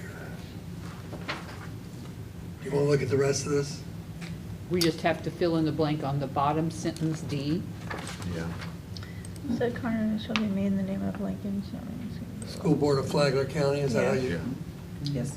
But I've also seen it, Flagler County Schools, or you're saying specifically, Our official Okay, yeah. name is School Board of Flagler County. That is what is on the seal. And I was wondering where it talks about, and maybe this is just for us, like the superintendent in case of emergencies may suspend, and it says at the next meeting of the board, which meeting? So would it be the 1, 3, 6, or does that need to just whatever's coming up next? The next following Like, such action. Could it be any No, action? the only meeting that you will take it's only your action Action meetings. meetings, okay. So if there was a time that we needed to take action sooner than that meeting, then we would have to call for another For meeting another and go meeting, through the process and of then noticing right. that and So getting that. specifically an action meeting. Action meeting. So normally at 6 PM, but if it had to Yep. be sooner, we would make We sure to would, go through yeah. the process of that. Okay. I thank feel you. like this conflicts with some of the other parts of our policies. Like I'll just use COVID as an example. Like, obviously, the board made decisions at that time. So when it says limited executive power, like, is that saying we don't have, like, we can't make decisions in a situation like that? Because then we have other policy that says in an emergency, we make Well, I guess we have emergency powers too. I think they're two defined differently. Would that be a correct statement? Or is Where there a executive difference- is more about hiring, in that case saying, we have the executive authority to appoint the superintendent and the legal counsel. But then there are statutes that give us emergency powers too in areas, and that's when you would use but those also during. policy power, because that's what's different. Well, yeah, To your I mean, point, policy, right? always, we can do policy. Yeah, but- unless I'm just not understanding this section. This is a good question. Does Yeah. executive need to be defined in that other section? Right. Like the definition section Yeah. of the. Because we're all debating it here. Maybe listed here. Lisa, do you Well, want to open the I was just, definitions? I'm only saying, in the context of Ms. Chong's question, using COVID as an example, executive power is not, that's not what applies to a situation with Is executive COVID, or does it, operational? or is that all encompassing, or where do we need to define executive in order to delineate what, emergency powers are and those type of things? Those are defined in statute. There is, at some point, one of the struggles of doing this work is to figure out how much of statute do we bring into our policies. Ms. Chong had a very direct question, which is simple to answer, which was, is executive operational? I think executive is a form of the operational power that the superintendent normally has. So I think that's the purpose of this policy, is to point out, hey, there are some board powers that are executive in nature, and here they are. So you're saying because of the word limited, it doesn't mean we don't have, it's not that we don't have any executive power, it's limited. Yeah, limited to these people, here, two with the things. two examples down below. But So which means that we're not going to appoint a principal at a school, but we can use the executive authority to appoint these two roles in the organization. But to kind of like support Ms. Chung's point, to oversimplify it to say the only thing we do is hire two people, that's Yeah, inaccurate. That's why it feels like Right. this is all you do. So why should you show up? Right. But I think if that's we- the executive piece of that. Yeah, there's That's the more- executive piece of that. We're not an executive. We are a board to make policy. That's our duties and responsibilities here, is to create policy. So we've just So, come full we- circle, should we define executive? But I think that if. I mean, you going- can, but I'm just saying that that's where we are, is that our only executive powers are limited to these things. Our other job is to create policy for the district, for the actual executive to implement. Is there a working working definition of executive power, Mr. Lilini?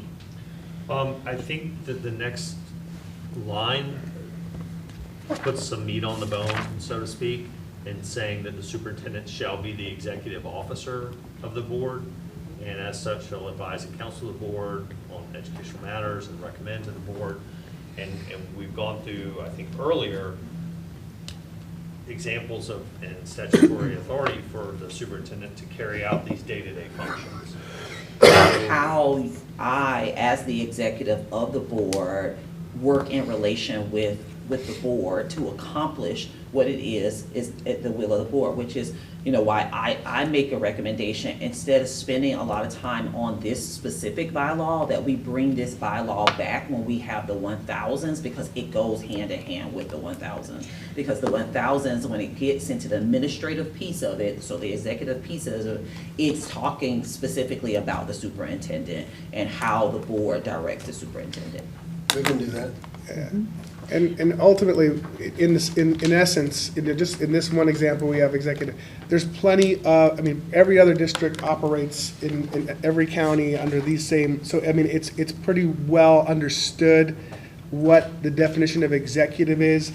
And sometimes definitions come from us asking our school board attorney. That's one of the biggest reasons we have them, is to give us those. If this was something that was kind of obscure or unique to just our district, then yeah, maybe we need to define it a little bit more clearly. But I think there's within the public realm, there's enough understanding of what this role really is, what the word executive means. I do agree that in other sections, they definitely spell that out, but, again, I do think that sentence is a little bit backwards, because, right, the board may bring items from constituents or staff in which we're recommending action take place, and how that action or policies take place, how that's implemented, right, that's up to the superintendent as her executive responsibilities. But this one is saying that the superintendent is informing, then recommending to the board what matters should be acted upon. Well, there's recommendations, but that does not preclude us from making our own policies, because it's the superintendent's role to carry out our policies. Now, the superintendent will put the procedures in place, organizationally to get those out. But at any time, we can draw a policy without any recommendation from the superintendent, right? We have to bring it forward, have it worked on, voted on, and then put into practice. So that is our superiority in this through our elected powers as a board, right? Not individually, but as a five-member board, we have the power to make those policies anytime we want and/or change policies like we're doing right now, right? And revising them. So that is a kind of a given as our role. And especially with the constituent, that is absolute. I mean, we are here to represent the people, and if they see policies they want introduced, changed, then that is totally acceptable for a board member to bring that up to the rest of us at one of these workshops or meetings. So can we hold this bylaw until we come back with 1,000? Let's go on to Yes. 133, which doesn't have any choices. It's just a statement about the board's quasi-judicial power. I don't think it's controversial.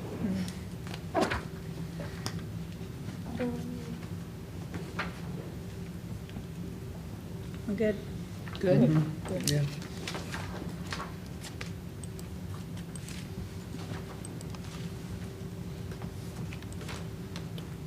All right, are we on 141? 141 is number of school board members is 5, I guess. Is that up to us or the population? Countywide election. It's okay, That's something we doesn't can matter. choose, yeah, We okay. have countywide election. That's correct. Yes. Yeah, and that, is that also determined the same way? Because I know like in Volusia, they actually run in their own districts There's a for, way to convert it. by if statute. one wanted to, if we, gotcha. I like it the way it is. Yeah, I know, yeah, it's, I'm not gonna, I was just curious if that was a local decision that we could make on our own if we decided, There's a statutory procedure for that. okay. So I'm striking the options and up to end, and it's a one sentence? We're doing 5 members, and all members shall be elected in a countywide election. Election, okay.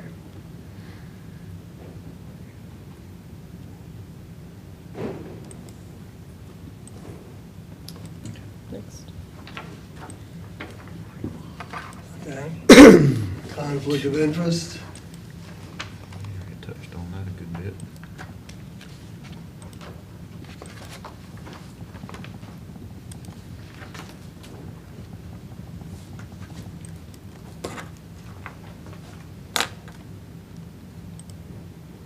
So in number 9, just for clarification real quick on number 9, where it talks about employees holding office, it says a board employee shall not be a member of the board by simultaneously continuing as an employee.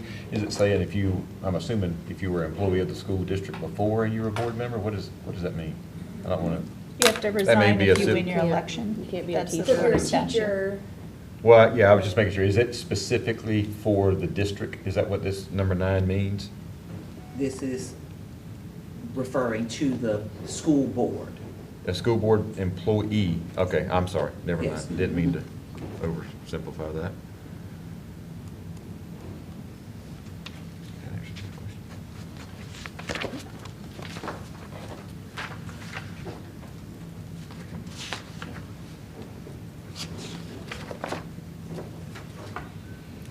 Are you at 141.3 now?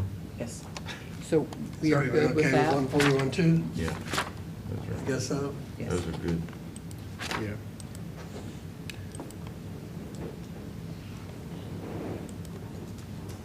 On 141.3, what, do we currently have language around conflict of interest in those RFPs? Or is that something that we would need to modify that document? Help me understand about what you mean. So 141.3 talks about conflict of interest of the board. And a request for proposal is where we spell out services or goods that we're seeking for vendors to put in their best Yes. proposal. In our current RFP template, do we already include the language describing a conflict of interest so We- that it wouldn't be additional work if we chose that option in There, 141? there is language Okay. about conflict of interest. Okay. And companies are having to recuse themselves from that process. And the former board did experience that where conflicts of interest were identified. So that means we need to, or it would be in our current practice, and so we should select the last bracket on that page.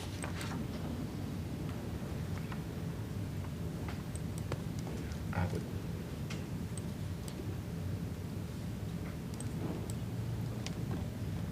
Or are we saying, because that's expanding, it says all contracted documents, does that make it overly, a lot of work for us to implement? well, I think that though language can be included in the RFP, it is the responsibility of that company also to identify any conflicts that they may have. Yeah, I think what this last bracket is for the prohibition right before it, Yeah. about the board member not. Right. Yeah. I want to So- make another point here too. Like Advent is a huge one that we've worked with. I no longer work with them, but there's many umbrellas to that. But it says like you cannot hold any employment, with a business entity that you are working with the district. Like, is that too much, or am I taking that too far? I do see, and I'd like to hear from Mr. Delaney on this, there were some additional areas that spelled that out. For example, if the partnership between us and Advent directly impacted your salary or employment, for example, you got a commission or you got a bonus because you secured this deal, right? That is the conflict. But if you are somebody who's not part of those decisions or you could recuse yourself from making that vote here, that doesn't mean that you can't also still have that employment. But I would like to hear from Mr. Delaney about the scope of that. No, I think you've accurately described it. There is an ethics opinion that says someone could not serve as the principal or executive officer of a charter school while they are on the school board, even though there would be the option of recusing themselves whenever issues came up with the charter school for a vote. The ethics commission came down on the side of saying there would just be excessive entanglement there, to the point where a board member could not just take the recusal route. That's one of those that can't be waived. I think there are other ethics opinions out there that talk about having an association with a very large company, like Ms. Chong is mentioning, but you don't sit on the board of that company or the CEO, and you are not directing how the way of work of that company. That would be the kind of thing that would be the conflict that you could recuse yourself from. Is that? Yeah, like an umbrella is like primary care, health division, or their medical group, but that's not something the board would be dealing with. I do have a question on, there are approved vendors that are approved through the state, not necessarily through the board.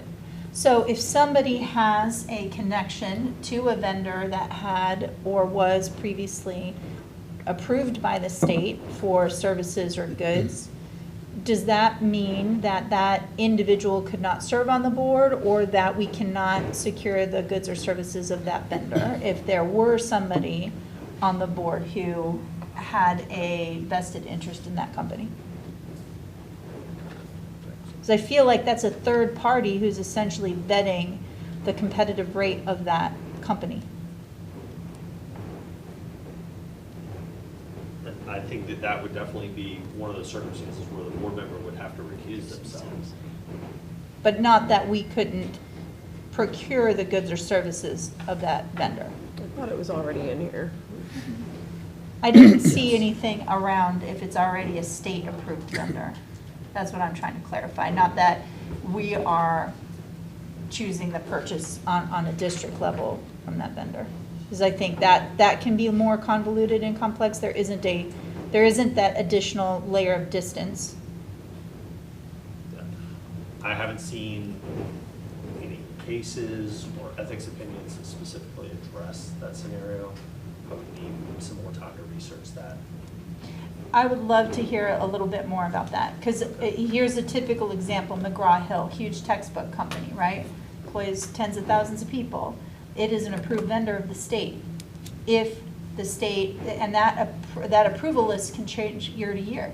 So that could knock somebody off the board. So can we see if there's a protection there? If there's no influence of that board member on that state level selection committee of those vendors. I can see what she means. So like being like a subject matter expert, I mean, that's what I used to do like all the time. Like big corporations, vendors like McGraw-Hill, Elsevier, different publishing, they hire out subject matter experts to populate and produce different sections, but it's, Right. you're paid because it's work, contract work. So I think, is that what you're talking about? I mean, Or it just could- like it if could be happens, that- it 'cause could be, I don't know. yeah, I think any that's role what's within that popping up company. because that's how that works with like publishing curriculum and textbooks. They like reach out to subject matter experts and then But it essentially. could, I'm not saying just contract, I'm saying any employment, because to me, we're nullifying the conflict of interest if there is the state has approved that vendor and that we did not have an influence, or the company owner, or the, who, if we're to sit on the board, or an employee of that, and, because that happens all the time, right, for. So what we're hearing is that 141.3, we will bring back with some additional Research, clarification yeah. around this, Yeah. this language. Yeah. Yeah. Can I ask some follow-up, just to, I understand the scope of what we're trying to figure out. If in the scenario that Ms. Ruddy is suggesting, if the president of McGraw-Hill also sat on this board, then I think the Right, the that's not a ethics rules would separation. all kick in. Right. And they would have to recuse themselves. Right. Depending on the nature of the contract, maybe even.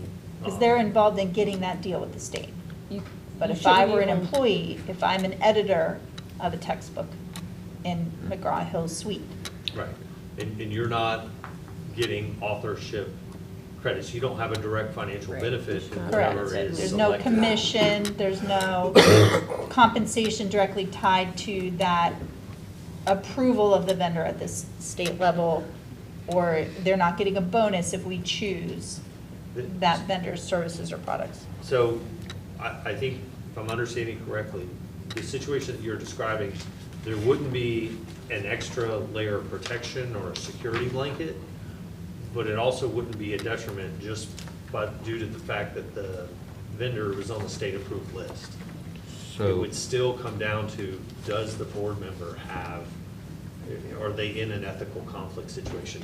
But not only that, the way this section is written, and maybe I'm incorrectly comprehending this, it is precluding you from serving on a board if you have a employment relationship with a vendor who provides goods or services with the district. But if that vendor is an approved vendor under the state, right, that is a third layer. It's not like you're going to influence the people sitting right next to you.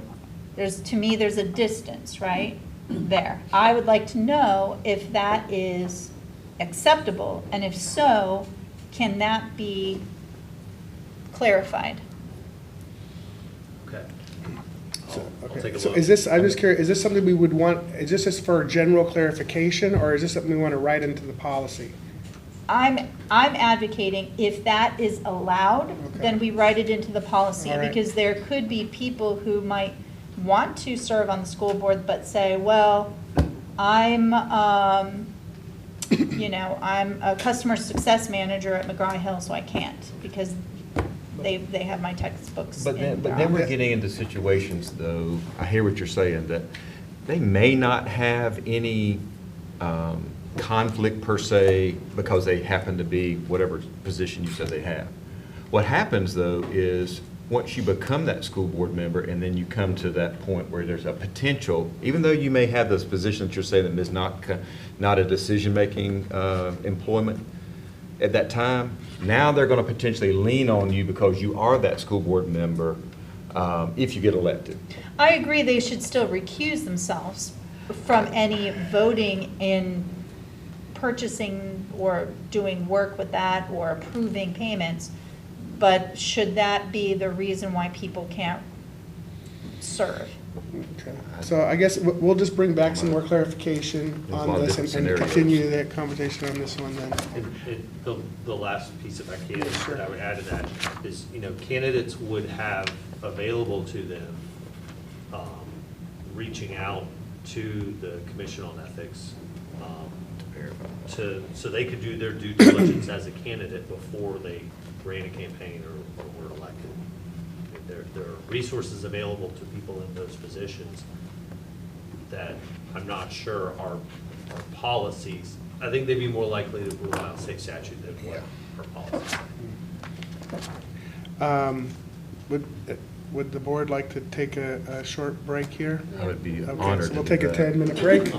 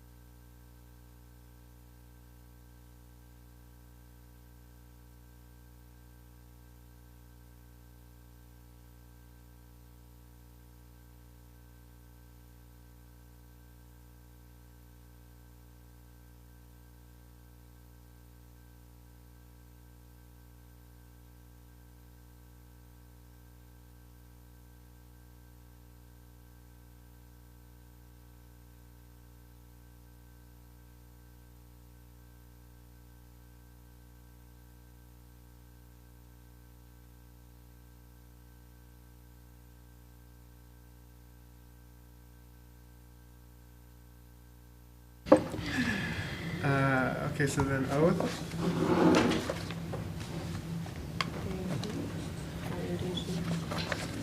Okay, that's just a state statute reference there, so. All right, so then. We're at 142.1 oath. No Don't see changes for anything. that. Not, I don't think so, no changes. Okay, so orientation. And this has some choices. Different boards do orientation different ways. Whatever we did, I sure liked it. Yeah, so that was great that you guys had that. So, I think we should have, that should be something that is, that we carry forward, because I think that is just invaluable to a new board coming on.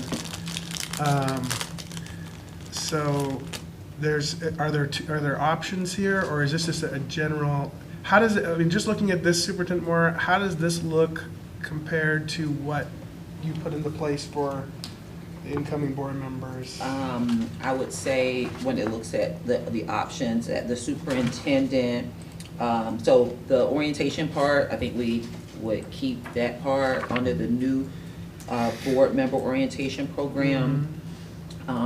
The superintendent would, during the orientation program, each new board member shall be invited to meet with the superintendent and members of the superintendent's cabinet. Will be the option that we, That's what I got. we have, and then we would address all of these different areas. We didn't do social media protocol, but the others we did go over. I have, so the orientation, thank you, everyone, that was very, very helpful.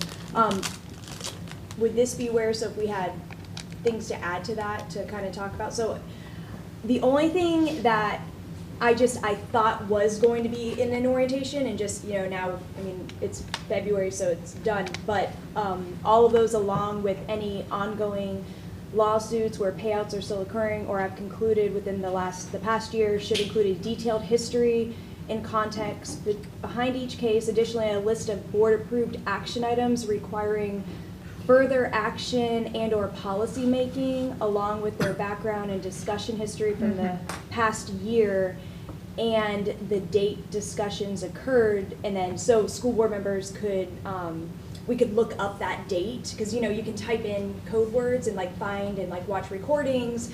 So for me, or being a new member, that stuff would be helpful. I agree. It was very difficult to vote on items that we lacked the background information on. Okay, so make sure that I'm following, is we want the items that are here, I think it would be, if it's appropriate to be in this location in here, is to say within a time frame to schedule a shade meeting that could be brought to bring the new board up to speed with whatever outstanding litigation So that's, is. so I guess that's my question. So that, all of that stuff that I just, well, not all of it, but 50% of it would be considered a shade meeting. So then maybe adding a scheduled shade meeting to discuss, those items. And then I don't think this would be a shade meeting, but a specific meeting that wouldn't have to be shade, or I don't know. And you're looking for the resources on the current board agenda. Yeah, just the history. So I think all of us did our best of trying to set up scheduled meetings hours at a time to get history of items. But I think as a board, just things that may have action items or ones that occurred that would be a big deal on just things, just having the history.